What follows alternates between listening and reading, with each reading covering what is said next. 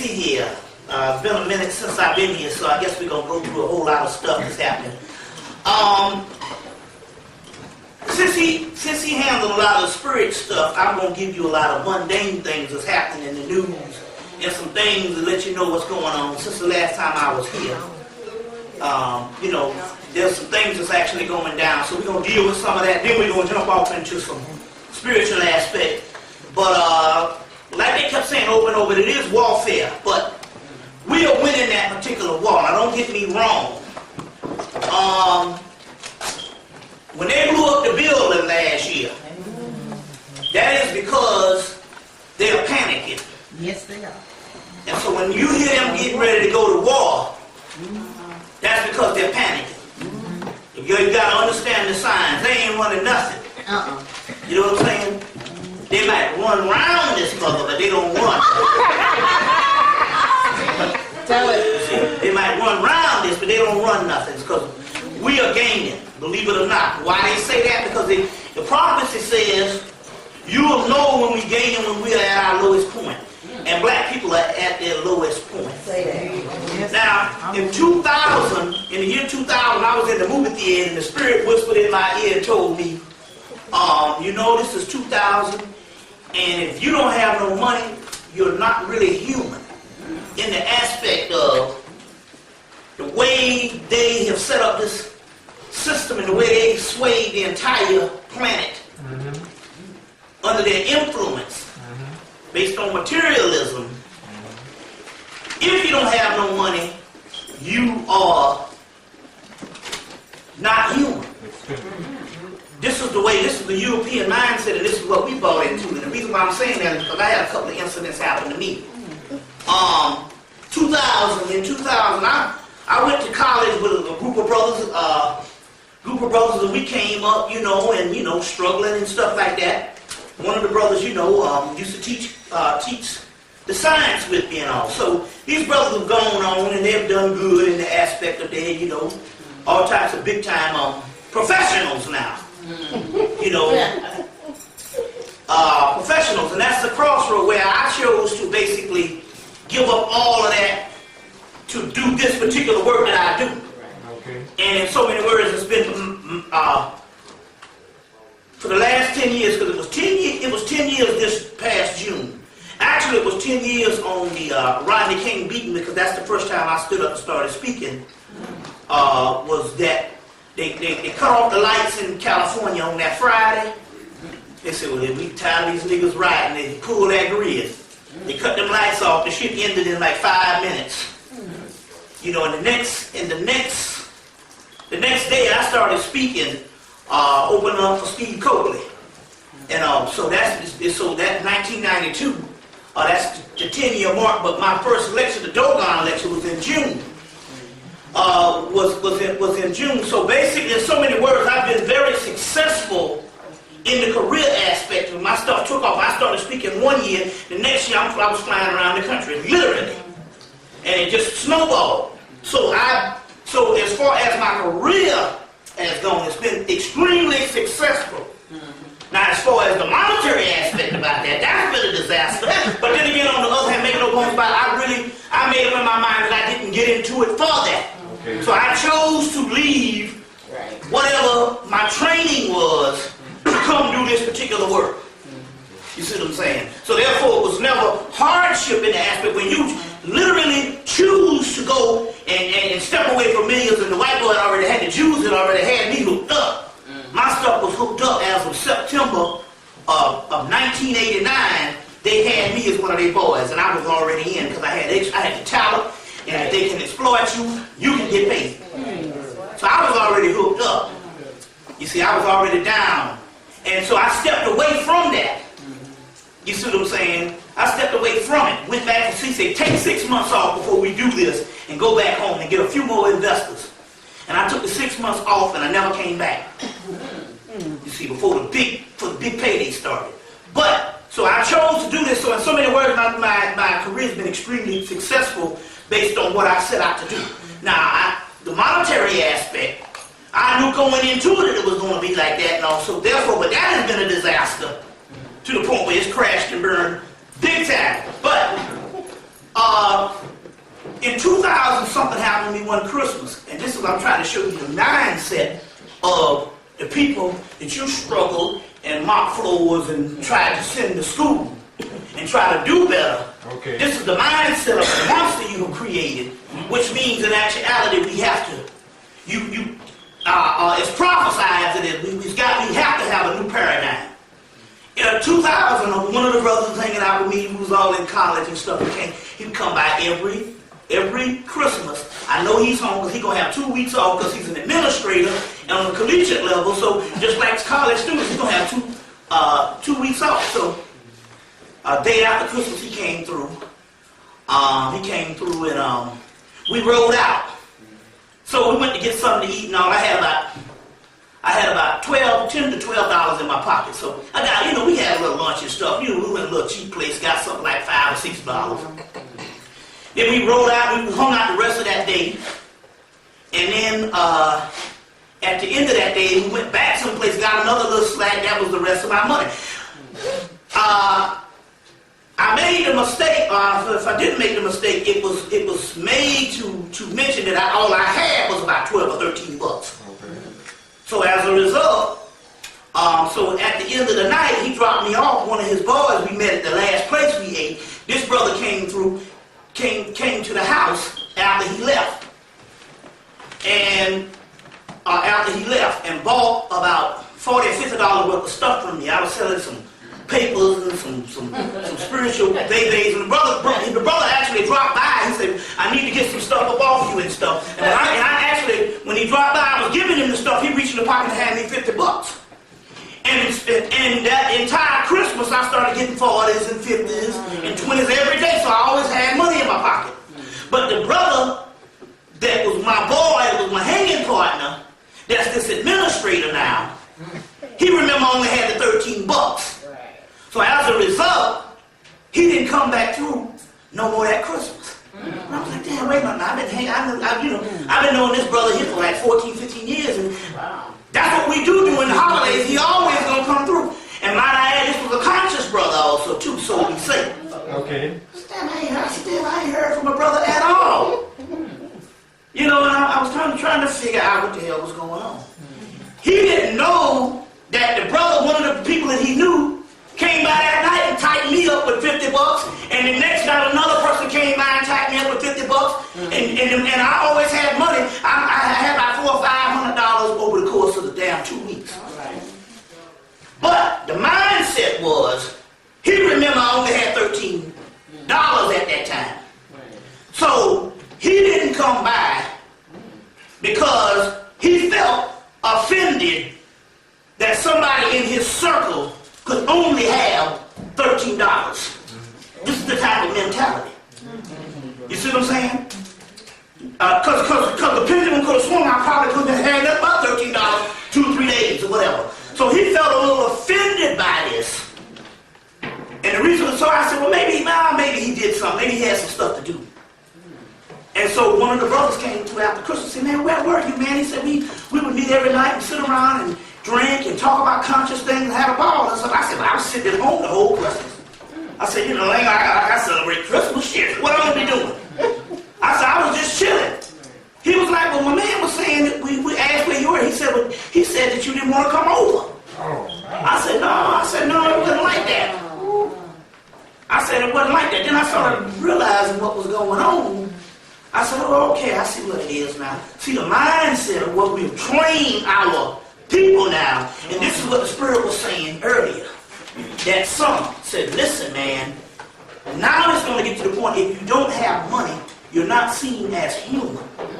This is the way the European is set up, this particular mindset of the monetary level. We look at people as being less than humane if they don't have no money in their pocket. You see what I'm saying? And especially the ones that is trained, that they're circled. You see what I'm saying? Because, outside of their circle, if someone is outside of their circle that don't have the monetary aspect, they can't conceive of that. We have produced Negroes that can't conceive of a person, you know what I'm saying, only having 13 bucks in their pocket. You see, this is the kind of mindset we have produced. Are you on? Oh, okay. We have produced. You see what I'm saying? And so I say, okay, I see what's going on here. That was interesting. That was in 2000. So in Thanksgiving of last year, 2001, he came by on that Sunday after Thanksgiving. I was like, hey man, what's up? You kind of late, ain't it? Thanksgiving is over. He was like, no, I've been here a week. I said, oh, I get it. And I looked outside, his car all packed up. I said, oh, I see what you're doing now. Negro, you're going to drop by my house on your way down. Because I see what it is now. You didn't want to take the chance to drop by the house and me not have no money, which is probably right. And you might have to spring for some shit. I'm like, but I'm your boy. I'm good for lunch even if I ain't got shit. You see what I'm saying? You see the mentality? Now, it was interesting because in the restaurant that Christmas of 2000, he was telling me how he had $75,000 in the bank. You see? So this was a year later. I'm like, damn, wait a minute, hold on here. I'm looking out there, I said, oh, I'm peeping the game. So you wait all week, don't even come by my crib at all. You're going to wait until you on your way out of town. You get ready to go back to work the next day. Oh, yeah, he said, no, man, I'm driving back. I've been here a week. Well, I'm driving back. Look, his car all packed up and stuff. I said, oh. Then he decided it's safe now when he dropped by this broke-ass nigga house. Because I don't want to spring for lunch. I'm sitting this thing, I'm looking at this thing, and the spirit realm was pissed like a mother. He came in the house and he sat down, and I had this plastic chair. Now, I sit in the chair big as I am. This brother is slim. All kind of big niggas. I got a brother weigh about damn near 300 pounds come and sit in the chair. The plastic chair. And the chair split and scraped his back up. And I mean, he hit the floor hard. And when he did it and all over, it shocked me. I was like, oh, that's the spirit. So whenever he left, I called this sister up, psychic sister, and she was like, yeah, that was Zara Band in them, which is the Congo rights, the ones I introduced to call it the Congo rights. She said, oh, that was Zara Band in them. They was pissed off at that brother. But it was interesting, when they put him on his ass by him being conscious, and they put him on his behind, the sense got knocked back up in the brother, because I couldn't get rid of him this past Christmas. You knocking on my door, man, and shit, I'm in my drawers and shit. I can't even get rid of him no more. I said, man, something short-circuited that Negro or something and knocked some sense back up in him. But I'm just trying to show you the mindset. This was a conscious brother that needed the sense knocked back in. Can you imagine what is being produced now? To give you another example. I got a friend, he's a millionaire. I used to work for him in this store. He would sell hamburgers and hot dogs and hamburgers and chicken wings and all that, buffalo wings, and all this to all 5 schools in the Atlanta University area. And I used to work for him and all, you know, and he was making, I get his books one day in my head. And it had some other brothers who was in grad school. I had them brothers come through and check out the store. We went and got together and we broke down the sodas and his intake. And we said, this brother was talking about, he's taking home about $300,000 a year.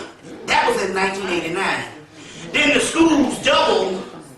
The schools doubled after that as far as the enrollment.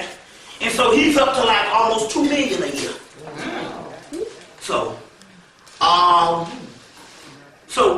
one of the other brothers called me up, who was an administrator at the school, and said, hey man, Clark Atlanta, we just had a board meeting. They're going to run your boy out of business. And so this is the thing, because they said, well, he's making big time money. And see, their thing was, this brother did not go to college. So they feel offended for this brother that made more money than all 5 presidents in the 5 schools, and he didn't go to college. So they seeing green signs and they want to move in with their whole cosmetics and do them some type of entrepreneurial thing. So they was going to force him out by rezoning the area, and you're going to get him on the students, but they have some lottery laws. The first thing they was going to do is the next time the students have a little fight or something like that, or any kind of altercation, they're going to shut him down saying, rezone the place. You know, you can't do business in this area. That's gonna get them with the lottery and things. So they already broke the plan down in the board meeting. The brother called me and stuff. Said, "Yo, man, they get ready to shut your boy down." I said, "Okay, man." I said, "Okay." So I went and told him. I said, "Yo, man, they getting ready to shut you down, man." I said, what you need to do is you need to go up, you need to go downtown and you need to file a complaint with the police based on the past altercation you had, or whatever. Get you some federal no loitering signs done by the city. Don't just put up no signs you just had printed up, some magic marker shit. Go get you some signs done by, issued by with the state seal on it. So when they come with this zoning thing, you bust him in the head this way. He went down, he said, I want it, Bobby. Went down, got his wife. His wife went and did all this stuff. They had him up in the store before I left out. He said, we got it filed and everything. He said, Bobby, you saved my business. Come back tonight and I'm going to pay you. Come on back tonight, I'm going to pay you. I went back there that night, that nigga handed me $20. Now you hear me? This is what I just said. This nigga who was a millionaire 4 or 5 times over said, Bobby, you saved my business. Come back tonight, I'm going to pay you. And that nigga handed me a $20 bill.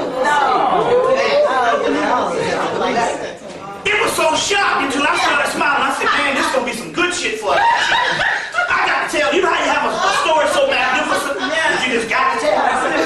But I'm saying, look at the psychosis and the mentality of what we're going to as adult people. But let me show you the psychological aspect of it. This is some things that's going on, because I'm going to tell you what's happening also. If you are in certain financial problems, and most conscious people right now, back is up against the wall. There's some things happening, and back is up against the wall. And if it's not some financial thing, it's got something to do with family members. Yes. It's got something to do with everything. Certain social aspects, certain things that you're worried about. The key here is now we're going into another cycle. Yes. And if you hold on to things that you think is dear, in a cycle that is moving away, if you hold on, then you're getting a pull. You're getting antagonism. You're getting static. You see what I'm saying? You're getting opposition. And what you have to do is you got to let go. Yeah. Let go of the children. Even let go even the finances, even when you're thinking that I don't think I'm going to make it. So that's what happened to me. Now here I am, like I said, I broke this man in the Western Hemisphere. But like my brothers used to say, well, you know, Bobby's free. You know, I used to move. When I moved, I'd be like, I moved in 95. They said, you know, you got 10 days to get out. I said, no problem. I said, because I already know I'm going to move my albums. Top priority stuff for black people. I'm going to move my music. I'm going to move my clothes. I'm going to move all my little doodads, my books, and all that kind of thing. And I'm leaving all this ragged ass furniture up in here. Anything that ain't worth nothing is furniture. That's it. If you can get, I said, I'm going to leave this furniture up in here. And we left an apartment full of furniture. 4 years later, when I moved in this house I'm in now, we had accumulated so much furniture and so much doggone material goods until it almost got caught the flu from just moving. And so 2 weeks ago, a month ago, I said, man, shoot, I ain't had a damn lecture in damn near 2 months. And I said, well, yeah, this thing is changing here. I said, well, I'll have lectures on occasion, but it's not going to be the type of thing whereas I can support myself with it. So, damn landlord calling and shit, you know. So, I was sitting up there and I said, what is going on? And I said, we so close. And I'm sitting in the bed, the spirit said, man, you got to give up. They said, you ain't free no more. So and I said, yeah, I used to be free. But I said, but I'm the freest man. I don't give a damn about nothing. They said, no, just think back. And I had remembered, since 99, when I moved in this nice little house, I've grown comfortable with my surroundings, my comfort zone. You know, laying up and stuff, you see what I'm saying? Like royalty. You know what I'm saying? You know, just chilling. You know, and I was, you know, just comfortable. You know, just laying up and all. But, you know, because I haven't worked a job since 87. On that type of level, I fall out of bed and stuff, you know what I'm saying? I say I'm early getting up today, it's 12 o'clock or something. But anyway, I was doing the same thing in the apartment, but I was comfortable with my surroundings. You know what I'm saying? I own something now, but I'm paying damn rent, it ain't even my shit.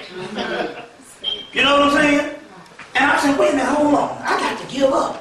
The man, I said, so he called, I said, hey man, I said, man, my career's crashed and burned, man. I said, man, I think I'm going to have to let the house go. Because I said, give up. You know, before I was making all these, yeah, when you called, I told him a week before, well, I'm going to pay you, man. Call back next week. He called back. I said, hey, man, I'm going to give up the house, man. I said, and he was like, you can't give up no house. No, you can't give up no house. I'm like, but man, I got to give up the house. I can't afford it and stuff like this. No, he said, no, you can't leave. You owe me. You can't leave. I said, man, ain't this a fool? So I hung up the dog on phone. I said, I can't believe it. I done paid this man every month for 3 years and I ain't missed a payment. And he tripping on the money. And then about an hour later, I said, wait a minute, hold on. I just didn't hear what this man told me. The man just told me you couldn't leave. And see, that's what the Spirit was doing. Once I gave up, they provided everything. He already know if he got a tenant that's paying every month. The odds of getting that again, he might have somebody might pay him every 3 months. And somebody move in nasty and tear up the place and all kinds of things. That's right. It was carefree. If something break down, I just go and fix it myself.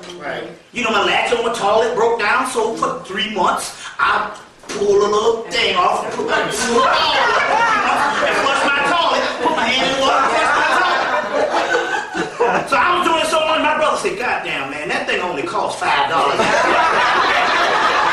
done cost $5 at Home Depot. I said, but I done grown accustomed to sticking my hand out and putting this shit up. But I said, no, spiritual don't bother that landlord about nothing. You see, so he remembered all this. He said, no, you can't move. You can't move. So I had me a lecture in Charlotte. My rent was $650. I made $5. I took $4, paid the light bill, bought a little bit of food, and paid the light and some other bill, and hand him. I got $650. I had that nigga $400. Ain't heard shit from him. But that's the spirit realm. But you got to let go. Now is the time to let go because it's all sinking. You see, I'm not saying if you got a shit thing, if you got some money or whatever, the prosperity thing. But my point here is you're hanging on things, and this is the basis, is cutting off your spiritual aspect because this is blocking the flow. Whenever you let go, that means it opens up a doorway to get something else. And I know this is what's going on. So when I let go, that was it. You see, when I let go, that was it. So there's some certain things that's actually happening. But I just wanted to put that particular thing down.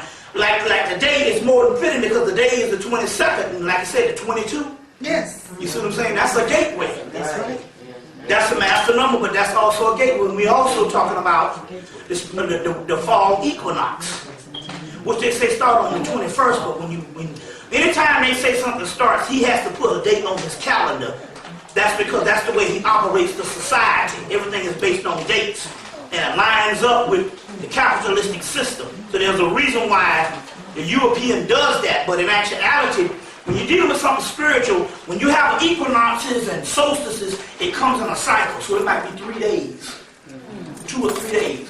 Like take fans, they'll tell you full moon, and you look damn well, you look up there and the moon is full the day before they tell you it's full. And the day after they say it's full. But the spirit realm is like, you gotta do this today. And I'm like, why? They said, because the day is the last day of the full moon. See?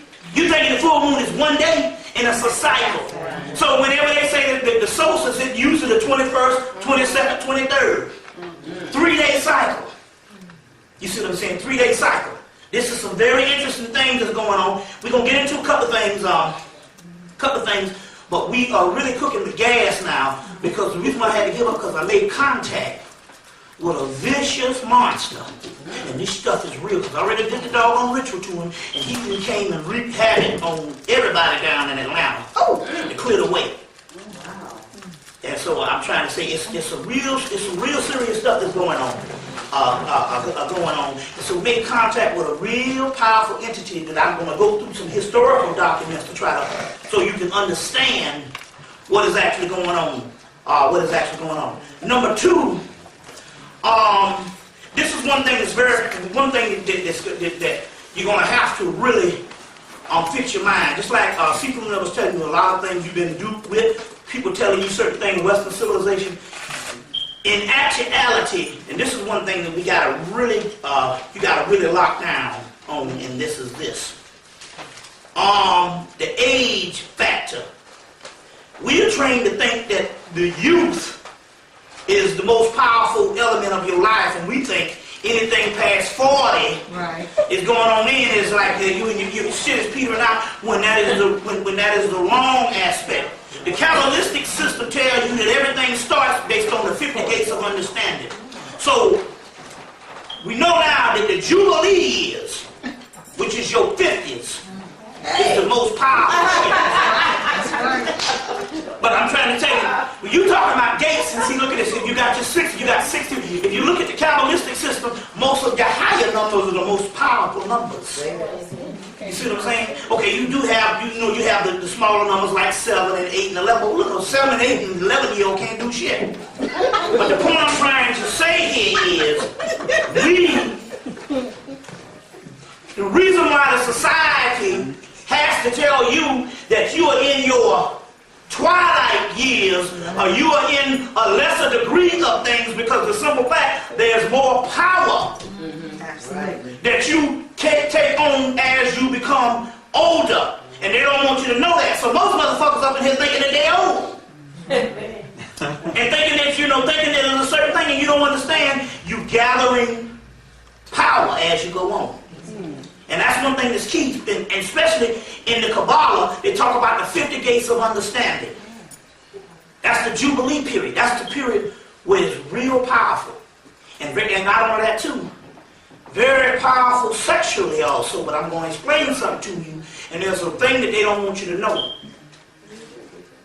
There's a thing that they don't want you to know, because a lot of sisters, they don't want to deal with this for the simple fact that they don't have mates. So as a result, when the whole sexual thing come down with it, they shut down. But what they don't realize is there's a reason now, we're talking about advanced knowledge here now. So you got to understand, you didn't come here to hear what you want to hear. Or what you think you want to hear. You came here to hear certain things. Now let me explain something to you. If you got a man, that's one thing. But if you don't have a man, this is and if you do have a man, you still need to do this. There's some sacred arts that they are omitting from texts, ancient texts, because they don't want, because most of this has to deal with the female, and they don't want to have that female to get this particular power. And that is the sacred art of masturbation. Now I'm going to get into this when I'm trying to show you what this is in a few seconds. And this is something, because number one, this is something you can do outside of the male. So now you're getting the science on why some of this is omitted from the books. Because the simple fact it puts the power back into the female's hand. You see what I'm saying? With us, it's a different story, because masturbation leads to ejaculation, and ejaculation is a loss of power. You see what I'm saying? But masturbation is orgasm just the same as it's orgasm in the sexual act with the male when it comes to the doggone female. You see what I'm saying? Now the reason why I'm saying that is to give you some science of what I'm talking about is this. Now, Cyprian Manel came up and was telling you that you got to get your minds right if you want to perceive some things. If you want to will some things, you got to call it.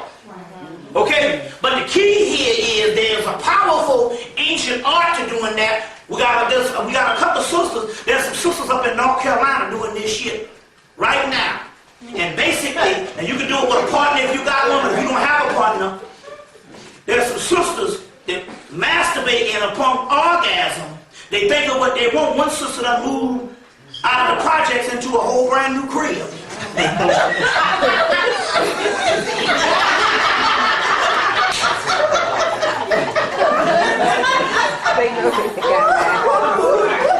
a whole crib. Real powerful. They're omitted from the books, but what it is there's a book. See, when you see a lot of things omitted, then there's a book called Sexual Secrets, where they got a whole bunch of this type of stuff in Asian texts about that masturbation thing. That's when you know that there's a scientific aspect and stuff. And I'm trying to tell you that the reason why they omitted this particular stuff, because it has something, because it gives the woman power back into her hands. Number one, the key here is, he told you in the book Kabbalion, the three initiates. Spell it. What's that? Kabbalion. What is it? K-Y-B. Oh yeah, I got it. Yeah. A-L-I-O-N. Kabbalion. with the 3 initiatives. Yeah. One of the laws, one of those what, 7 laws, or what are in the value? 7. One of those laws is what? Vibration. Alright then.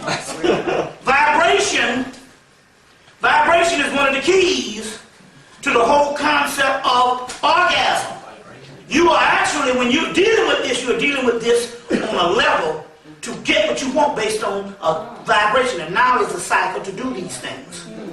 Now what I'm saying here is you can get, like I said, you can get a tickle me Elmo, you can get a vibrating Snoopy dog, maybe them little damn animals. You can put that between your legs and I guarantee you can vibrate. That's how powerful the sister is. I know this sounds crazy, but that's how powerful the sister is. She can damn do that shit, like I say, on all kinds of levels and stuff. You don't even need a man, you can get a stuffed animal. But the point I'm trying to make here is, this is some science. And this don't have nothing to see. What I'm trying to say, if you do have a man, you still need to practice this, even without the man, for the simple fact, you are still on, he has to perform a certain level if you're going to base this thing on him. You see what I'm saying? This is some thing that just as an exercise you can do, even if you do have a man. You see what I'm saying? I'm trying to tell you what time it is now. Trying to tell you what time it is. Also, get you a vibrator. Get you some toys. No, it's serious business, because what we're doing here is, because sometimes the manual aspect, you might get a little tired. But you might get, we're talking vibration. But we're talking things on a tantric level. He came and gave you the particular vibratory aspect and told all that type of thing here. But listen, there's only one thing that resembles the pineal gland in the head. It looks the same. And that's the clitoris. And this is the science based on this particular information. You see, there's several books out and several things on the tantric level, and I just wanted to put that forth and stuff, because there's sisters, I'm telling you, there's a sister that did, and I'm going to send it to you when we get the tape from a sister did the tape in Charlotte, and she opened up for me and lectured before I went on in Charlotte, North Carolina, and the sister is dropping on this thing here, and this is the sister that she got her new house, all because of this thing right here. So what I'm trying to say here is that there's a willing mind, there's a way to do things where you put fuel to it through vibration. You see, I just wanted to put that out there. I'm going to give you a lot of things tonight and stuff that you don't even think about. Like, let me give you an example. The Moors in Spain, when the Moors went to Spain, some of the alchemical arts that they brought up was the alchemical art of distillation of alcohol. So all your vodkas, the distillation of alcohol. So your vodkas, your gins, your rums, your scotch, all that stuff was brought up and was given to the European by the Moors. That was Kemetic art form. That was Kemite art, as far as what is called the royal art. Now, as a result, what has happened is I have come up with an elixir. It was by default or by pure agony. What happened is I had a spiritual attack on me, because there's powers that be, because even in the spirit realm, there's a war of principalities that's going on. Yes, it is.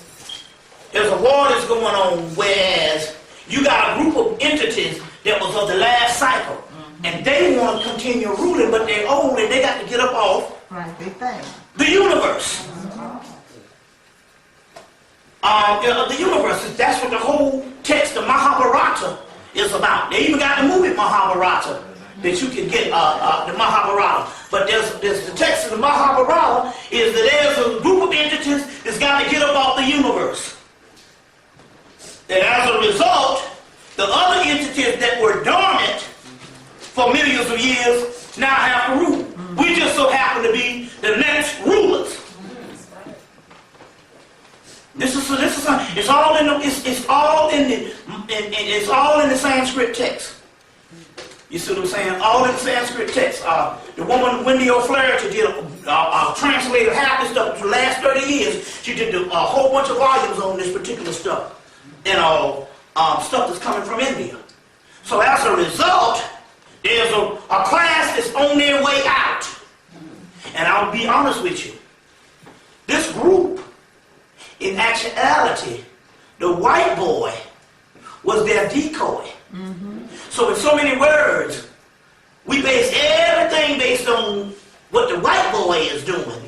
When there was a group of guys that had them down there to do their bidding, and so therefore, on the other hand, we never looked to them. You see. So they were more of the pawns in the game, or they were the decoy models. Not necessarily to say that you're supposed to actually trust the decoy, but what's happening here is we're burning up a lot of energy on that when there's a bigger problem. Because there's wars going on in the universe. Right there in the Bible, they talk about it and different things like they talk about it. And it's in all ancient texts, so there's wars of principalities battling against each other. So what's happening here is there's a group of entities that don't want to get up off the planet and don't want to get up off the universe, but yet we are slated to rule. That's just the way things are. So, as a result, I got caught up in the middle of this war about a week after I left Detroit. The week after I left Detroit, 2001, when I spoke at Antigwa's place, about a week after that, I got a psychic attack where these certain entities came in and destroyed my whole side of the mouth. They literally took, they actually sliced open each nerve up under the tooth by 5 teeth. So I started feeling this thing and all. I was, man, this is something. And it started coming on. And one of the sisters called this particular sister. The sister was like, you got a psychic attack going on, and it's going to get, and she said, you know, it's going to get worse. And I said, I know. And one brother called, he said, man, about 11 o'clock when that chi energy hits, you're going to be in some pain. And when it hit at 11 o'clock, I was like, man, I said, I know with these 5 teeth, this thing is going to kill me. And the sister was looking, she said, man, whatever they did, they completely destroyed all the nerves in your bottom teeth. And so I said, well, look, you're going to have to do something. And I said there was 3 entities that came. Because what we started getting was, we started making contact with certain entities that in the past, the ancient times, these people would look into the future and they would get the name of these particular gods. But in the cycle now, these particular entities now are coming back, the forces are coming back to this particular planet that was locked outside on a certain dimension of a certain eon. They're coming back and they're giving up their new names. So what happened was, it was interesting because in March of 2001, these entities came in and they started giving these names. One was named Otincha, one was named Tiacha, one was named Sheriola, one was named Omagumu, and one was named Shuma. Then one came, Kakumbo came, and one named Lokeo came, and then another one, Alcala came.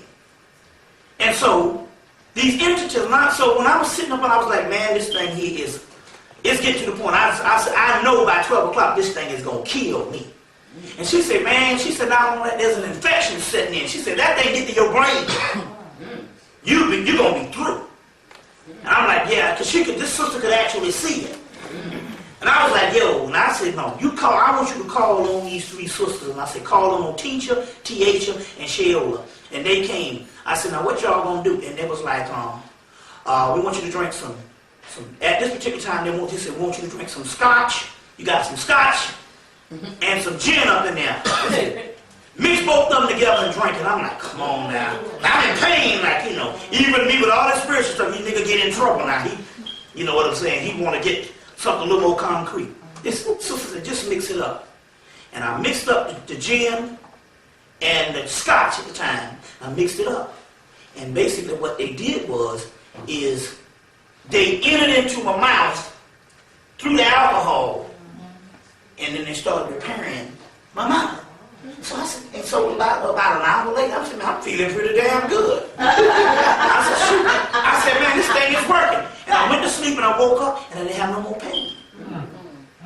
And they were, and I knew I was hit with something that was very poisonous because the third day I started sweating. And they were sweating all these toxins out of my body. And this is what the deal was. Then all of a sudden, and then so what happened was that I started mixing this shit regular.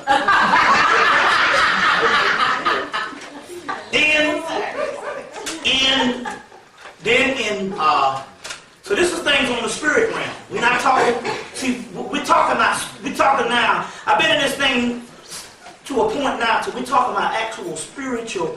We're not talking about theory. Well, we go and we get into the books and we learn all there is to learn of all this ancient spiritual science over here. Now we're talking about application. We're talking about actually living with the spirit realm.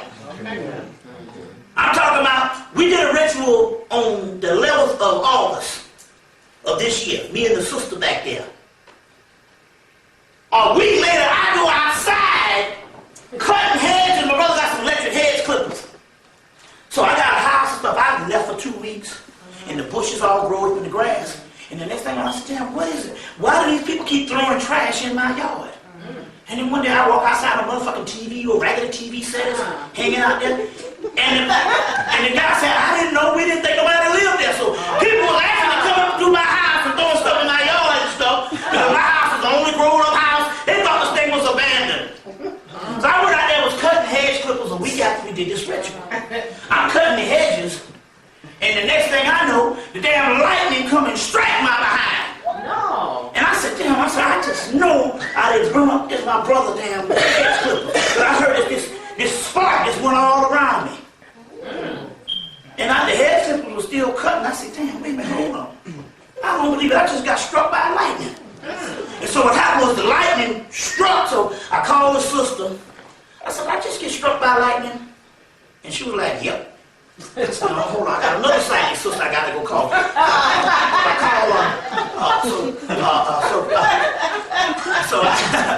just got struck by that. Her name is Olivia. And she said, yeah, you sure did. So I said, let me go call this other sister that killed her. I called her up. She's like, yep, it struck you. I said, damn, I didn't feel nothing. But all I knew is what scared me was I heard this large thunder, but I saw the stuff come down and go back up. And so when I said, and so what happened is, the entity I was putting up, he said, yeah, that was me. I said, well, damn, man, you know, when you struck me like that, he was like, to show you the power we dealing with. Okay, now, that's going ahead of myself. That was this year. We deal with some stuff.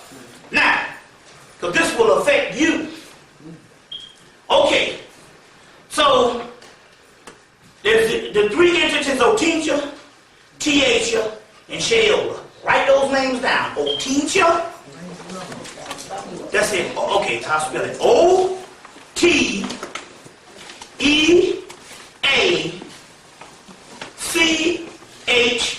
Otincha, Tiacha. T-A-T-A-C-H-A.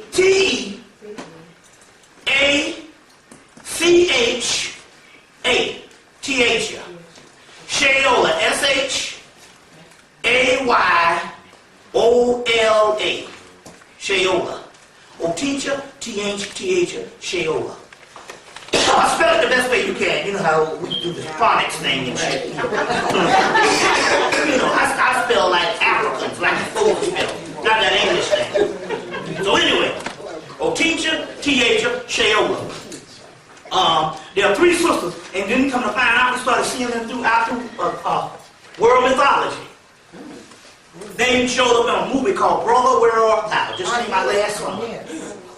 You saw that movie? Brother, Where Art Thou? Yes. Remember, it was 2-3 sirens. They called them sirens. The singers. They were singers, and they had jugs on their hand, jugs of liquor. That was them, the three sisters. They got them in ancient Egypt. There's a picture of 3 women on this slab. You'll see these 3 sisters. Now, so the 3 sisters came, and I took whatever the deal was. So in November of the year, I perfected the actual elixir. Now I'm going to show you what this thing is. I'm telling you straight up. We're going to put this shit to the test. Y'all can give me a call. This is the most amazing thing. So I perfected it. Because it was going to my birthday, so I was turning 40 and all, you know what I'm saying, going to my birthday. And a lot of things started coming down and stuff, and I perfected this particular juice. All right. The Spirit just came and said, you need to mix this and you need to mix that. So, what you mix is, now, for all you drunks, don't worry about it. Don't worry about it. This is completely safe. See, I'm going to give you to the science of what's going on here. Now, I mix. You can, and so this, I found out that alcohol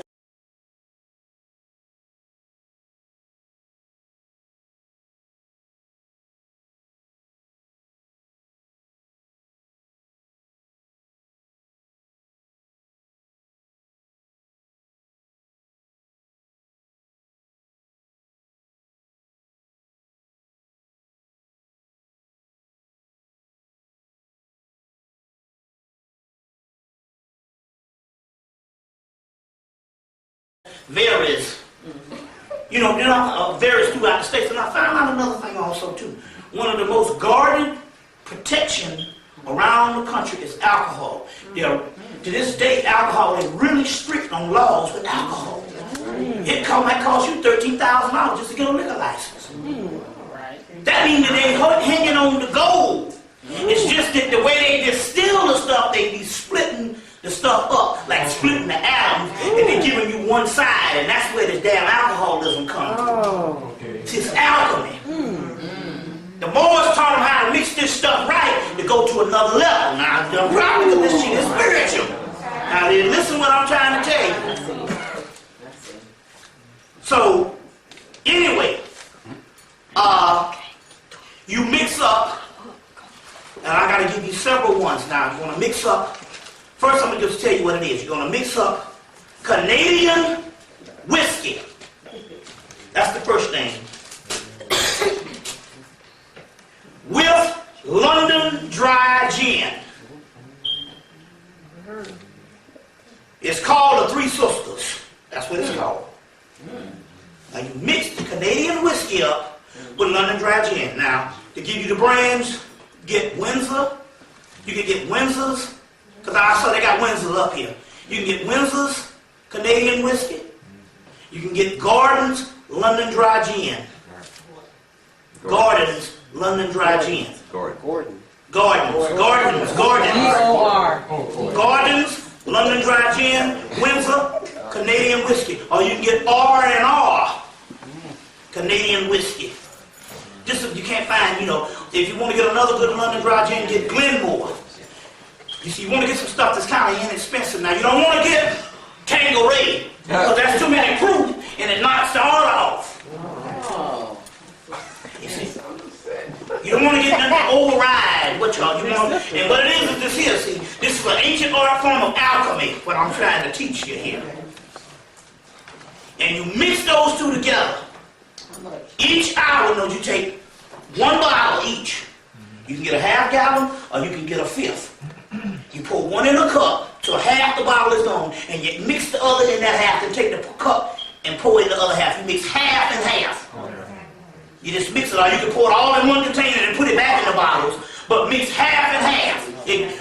One half gonna give you 2 bottles, whether it be pints, whether you get the fifths, because this thing done took hold in Atlanta, and man, this shit is healing people. Why healing? I'm dropping this stuff on you, and I'm trying to tell you because it is the Three Sisters, Otencia, Tiacha, and Sheola. It is those spirits that's in there. I'm going to show you something now. To do what I tell you, I want you to pour a little glass full. Okay. I want you to leave it out overnight. I want you to pour it at 12 o'clock that night. So what? What you think? 12 the next day or about 3? In the morning. Oh, okay, yeah. So 12 o'clock that night. Let's just say 12 that next day. I want you to put a beaver in a glass, and I guarantee you it'll turn to water. It'll let you know that this shit is not bullshit. It turned to water. This thing here, I'm telling you, Say it again. I want you to just pour it in a glass and wait. Pour it in the glass overnight and wait till in the morning about 12 o'clock. And I guarantee you it'll turn to water. Turn to water. It'll turn to water. No alcohol. What it is this here. That was an alchemical science that came out of the mystery schools and brought up into Europe by the Moors. And the Moors taught them the art form, but to conserve things, they started splitting the shit up. They started splitting the grains up, making gin here, making scotch here, and it's not balanced. So what is still happening is you getting alcoholism because you're getting stuff that's not balanced and it's throwing off the system. You hear where I'm coming from here? You can take as much as you want. But let me explain this thing here now. This is it right here. Some damn 3 sisters right here. This is some 3 sisters. It's already mixed. This is some stuff already mixed. Yeah, I made this the other night. I'm telling you something. Now, when you taste it a bit so strong, if you wait about 3 hours, the more you wait, the ferments get sweeter and sweeter and sweeter. But let me tell you about this thing here now. Because we dealing with... My career is going beyond just the theory now, it's going to practical application. I told that motherfucking landlord, I ain't got your money. Motherfucker told me, you can't move out this house. And I paid that nigga $500, $400. And I ain't heard nothing from his ass. I was $650. You ain't get a shot. It's on. Now. It's me a red cup.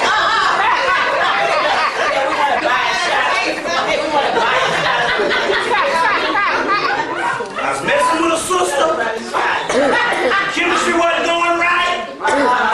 I said, I ain't going to embarrass myself up in this motherfucker. Use the expression.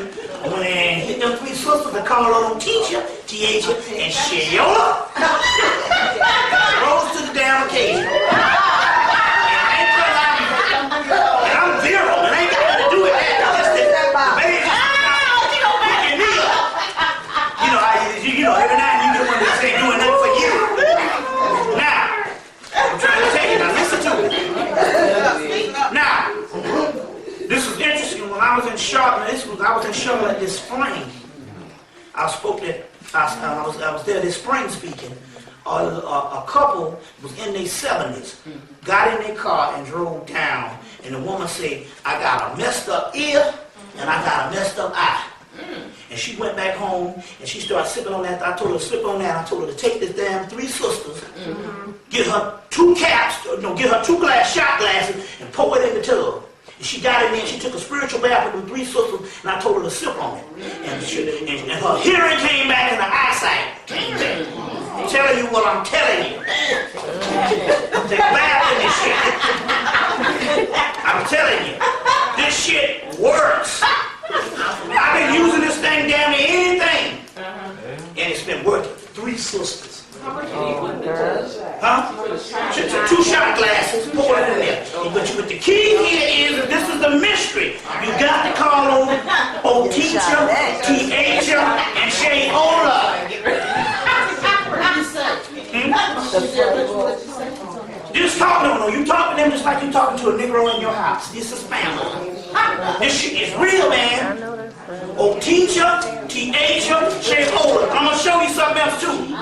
Anything you think of, you hit them 3 sisters. Now I'm giving you some shit that work. But it ain't going to work if you don't believe. That's the mystery. It's the magic. This thing been working. We've been part of it. I've had people that come in the house, that, like I was telling people at the Melanie Conference, brother said, we going to come over to beat traffic at 6 o'clock. We're going to jam. We got it, we start pumping that music and start hitting them 3 sisters. And they were supposed to be there for about an hour to wait on the traffic to die down for rush hour. They left 12 o'clock the next damn afternoon. We missing time for 3 sisters. You see what I'm saying? The three sisters. I have a question. Yeah. When you told your initial story about, something jumped off in your Yes. what was the purpose of that? Why did They wanted to hit me because they wanted to hit me because what happened was this here. We had up, see, it's interesting here because when we made contact with Otincha, Tiacha, Sheola, and Otincha just said, call on me because I'm fire. Whoa! She said she's fire. Which one? Otincha, Otincha said she was fire. Sheola said she was a great mother. And Tiacha is like a nurse. But they all work as nurses. Okay. And then there was one called Omagumu. Omagumu is the head of an army, 10,000 strong. And then Omagumu came, and Shuma, who is a mighty warrior. And immediately after these entities broke through and came and got contact, I started having problems with the traditional deities that we be worshiping.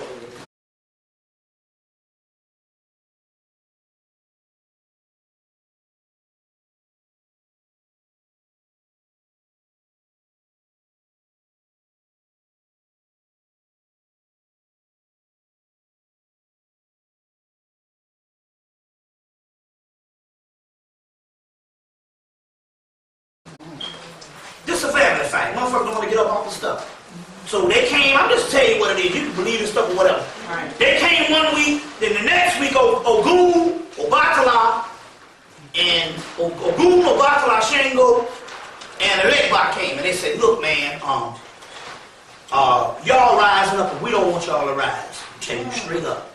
Just a family fight. They just got to bear witness and stuff. I'm telling you, we dealing with the... After practicing so long, after 10 years, sooner or later, something got to break through. Other shit ain't real. That's right. So after doing all this metaphysical stuff like this, I started having breakthroughs. The first thing when I started having breakthroughs is on January the 1st, 2001. And it's interesting because see, that's why I always tell people to give out scholarship. Because something happened to me. And there was some brothers from Tallahassee, they were doing studying, and a brother, and one of the brothers came back. I said, give it out, it'll always come back to you to document what happened. On January the 1st, 2nd, 3rd, and 4th of 2001, my stomach just got bigger and bigger in 2 or 3 days. I'm like, damn, I always had a gut, goddamn. And on the 4th day, I started getting a kicking in my stomach just like a baby be kicking. And I said, I must be spiritually pregnant. And I went through all this and stuff. All the psychics confirmed it. Then a brother from Tallahassee, the same summer, came back and said, man, I got some Sanskrit texts talk about that's something about the Buddha gut and how the damn yogis talk about how they get spiritually pregnant. And what it is your soul wakes up. And once your soul starts waking up, it takes on the same process as a baby. It's called Horcrux, or the baby of the egg. So I started going through these particular stories, and then all of a sudden these webs would pop up on me and stuff, and they would go down in a couple of minutes and stuff, and it was a sister named Shakira out in California. I was 39, she was 69. I turned 40, she turned 70. She started going through the web, started coming and stuff like that. Then she said, Bobby, I got fucking black hair growing under the gray hair. That's deep. And she said, my sexual energy is higher than what it was when I was 16. You see what I'm saying? So it was a lot of transformation going on. So what happened is I got caught up in some warfare. It was interesting when I was down here speaking to you all, it was a sister in Indiana. They hit her while I was speaking on